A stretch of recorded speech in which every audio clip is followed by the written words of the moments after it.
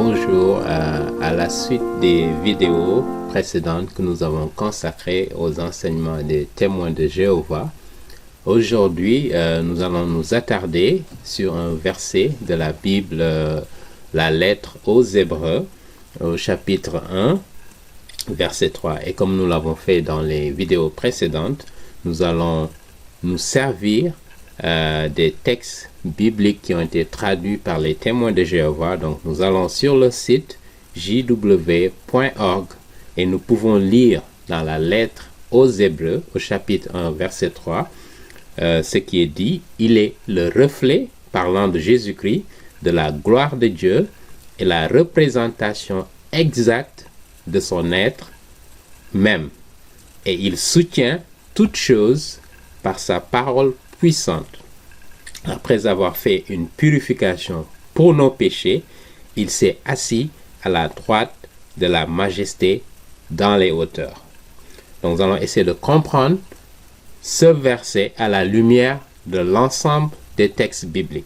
Voilà comment on fait une bonne interprétation d'un verset biblique. On ne le prend pas seulement dans son contexte immédiat, mais on regarde l'ensemble aussi des enseignements qui se trouvent dans la Bible pour voir la concordance. Donc, comment comprenons-nous ce verset 3 de la lettre aux Hébreux chapitre 1? Donc, il est dit ici même que Jésus est la représentation exacte de son être même, de Dieu lui-même. D'accord? Et la question qu'on pose aux témoins de Jéhovah, c'est: comment peut-il être la représentation exacte de Dieu, ok, et être différent de Jéhovah du point de vue de sa substance, du point de vue de son essence? Donc ça pose problème. Et donc, si vous vous rappelez, Jésus-Christ, avant sa mort, dans l'évangile de Saint Jean au chapitre 14, lorsqu'il s'adressait à ses disciples, il leur disait que je m'en vais auprès du Père et je m'en vais préparer une place pour vous et je reviendrai. D'accord? Et ensuite, il a dit, le chemin où je vais, vous le connaissez. Et le disciple Thomas lui répond pour lui dire: Seigneur, nous ne savons pas où vous allez. Comme nous ne savons pas où vous allez, comment saurons-nous le chemin? Et le fameux verset 6 de l'évangile de Saint Jean au chapitre 14 nous dit: Jésus lui répond et lui dit: je suis le chemin, la vérité et la vie. Personne ne peut aller au Père sans passer par moi. Pour revendiquer l'égalité qu'il a entre le Père et lui, le Fils. D'accord? Et donc pour leur montrer qu'il est le chemin. Il n'y a pas un autre chemin pour aller au Père. D'accord? Ensuite, comment Jésus leur dit: comment est-ce que vous ne savez pas le chemin? Comment est-ce que vous ne savez pas le Père? Si vous avez vu le Père, vous m'avez vu. D'accord? Comment est-ce que vous dites que vous ne connaissez pas le Père?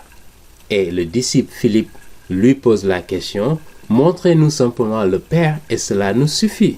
D'accord? Et Jésus lui dit: celui qui a vu le Père m'a vu moi-même. D'accord? Parce que justement, il voulait leur faire comprendre qu'il est la représentation exacte de Dieu le Père sur terre.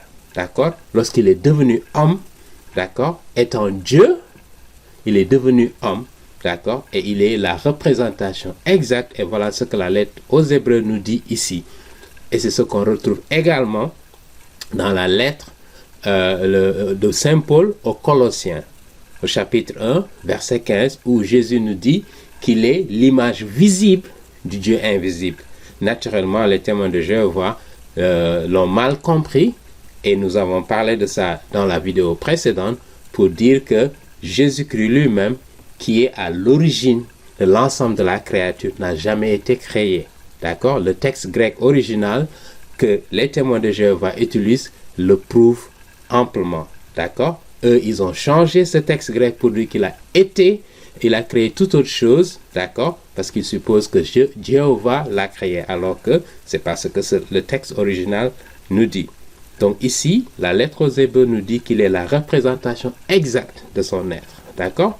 Et ça veut dire qu'il est Dieu lui-même. D'accord? Il partage la substance, la nature divine de Jéhovah. D'accord?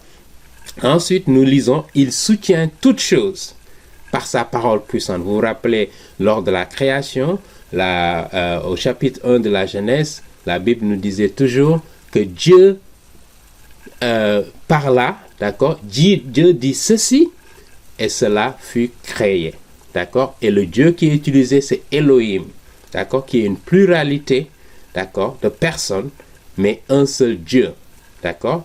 Il créa, d'accord? Le terme Elohim, donc c'est un terme hébreu pluriel, mais créé est au singulier. Donc si vous voulez, c'est une contradiction grammaticale, mais c'est pour refléter l'essence de Dieu, d'accord? Et pour dire que Jésus-Christ également, il revendique la même divinité que Jéhovah, d'accord? Ce que les témoins de Jéhovah ne comprennent pas. Donc il soutient tout par sa puissance, par la puissance de sa parole, d'accord? Il partage toute la puissance de Jéhovah, d'accord? Il n'est pas moins puissant que Jéhovah. Il n'a pas été créé par Jéhovah, comme le disent les témoins de Jéhovah. Et la troisième observation, après avoir fait une purification pour nos péchés, d'accord, il s'est assis à la droite de la majesté dans les hauteurs. Donc ici, il a fait une purification pour nos péchés. Qu'est-ce que cela veut dire? Il nous a purgés lui-même, par lui-même. La version de King James, qui est beaucoup plus exacte, nous dit qu'il nous a purgés lui-même de nos péchés. Qui, à part Dieu, qui, à part Jéhovah, peut purger nos péchés? Qui peut pardonner nos péchés, à part Jéhovah? Et Jésus-Christ revendique justement cette capacité, ce privilège, ce pouvoir de nous purifier de nos péchés. Et voilà ce que eux ils disent également dans ce texte, sans même comprendre. Eux-mêmes, ils affirment ici Jésus-Christ, que Jésus-Christ est le Dieu suprême, le théon, le terme grec qui est utilisé dans leur Bible interlinéaire que nous avons regardé sur leur site jw.org. D'accord? Donc Jésus-Christ a la capacité de pardonner. Et si vous allez dans l'évangile de Saint Marc au chapitre 2, verset 7, justement, que les témoins de Jéhovah ont utilisé, je vais utiliser leur version ici, qui dit, parlant de Jésus qui a guéri un paralytique, justement, lorsque Jésus faisait ses déplacements, ses tournées, il guérissait des malades. Donc des gens ont pris un paralytique, ils ont essayé de le faire entrer là où Jésus était à partir d'un toit. Donc ils l'ont fait descendre pour attirer l'attention de Jésus, et Jésus, l'ayant vu, lui a dit que tes péchés t'ont pardonné, et automatiquement ce paralytique a été guéri. D'accord? Et voilà ce que le verset 7 nous dit. Pourquoi cet homme parle-t-il ainsi? Il blasphème. Et c'était les Juifs qui étaient là, qui ont assisté à la guérison miraculeuse que Jésus a effectuée pour ce paralytique. Et donc les Juifs lui disent, qui peut pardonner les péchés à part Dieu? Parce que Jésus-Christ a dit à ce paralytique, tes péchés te sont pardonnés. D'accord? Pour revendiquer encore une fois égalité avec Dieu, pour revendiquer la même puissance que Jéhovah. D'accord? Parce que seul Jéhovah peut pardonner les péchés. Un être créé ne peut pas pardonner les péchés d'autres créatures qui ont péché. Ça n'a pas de sens. C'est une contradiction. D'accord?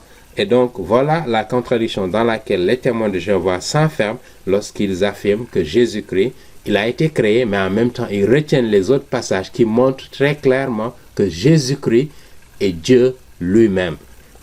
Et Jéhovah lui-même, dont on parle dans l'Ancien Testament, et que les témoins de Jéhovah reconnaissent. La dernière chose que je voudrais préciser par rapport au verset des Hébreux, au verset 3 de la lettre aux Hébreux, chapitre 1. Donc, il s'est assis, parlant de Jésus-Christ, à la droite de la majesté dans les hauteurs. Si vous comprenez bien l'expression assis à la droite dans la mentalité juive, cela signifie qu'il est à égalité.